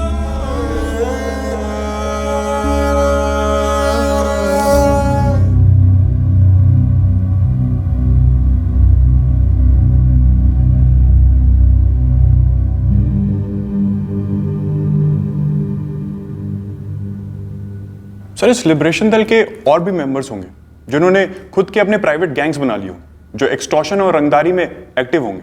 हम ऐसे हर दल के मेंबर के पीछे पड़े हैं, ढूंढ कर न्यूट्रलाइज कर रहे हैं उन्हें। सर, हिस्ट्री गवाह है, पॉलिटिक्स हो या क्राइम वर्ल्ड, जब भी कांटे को कांटे से हटाने की कोशिश की जाती है, दूसरा कांटा अक्सर पहले कांटे से ज्यादा जहरीला साबित होता है। हमारे देश में देखो, किसी पार्टी या किसी सरकार को बदनाम करने के लिए उनके पॉलिटिकल राइवल्स गुंडों की टोलियों को स्पॉन्सर करते हैं। फिर एक दिन यही लोग स्पॉन्सर करने वालों के सर पर बैठ के खून की होलियां खेलते हैं। लोग भूल जाते हैं कि लोहा लोहे को काटता जरूर है, लेकिन आखिरकार लोहा तो लोहा ही होता है, जंग तो लगनी ही है। इंस्पेक्टर मलिक इसी जंग को लगने से रोक रहे थे। वो किसी भी क्रिमिनल गैंग को पनपने ही नहीं दे रहे थे। वो गफूर जैसे हर क्रिमिनल के लिए एक बुरी खबर थे, और हमारा संकल्प भी यही होना चाहिए कि हम गफूर जैसे हर भ्रमित क्रिमिनल के लिए बुरी खबर बनते रहें। इंस्पेक्टर मंसूर मलिक के लिए हमारी सच्ची श्रद्धांजलि भी यही होगी कि उनके द्वारा शुरू किए गए अच्छे काम को हम आगे बढ़ाते रहें। क्राइम पेट्रोल्स के और भी दिलचस्प कहानी देखने के लिए हमारे चैनल को सब्सक्राइब करें और बेल आइकॉन दबाना न भूलें।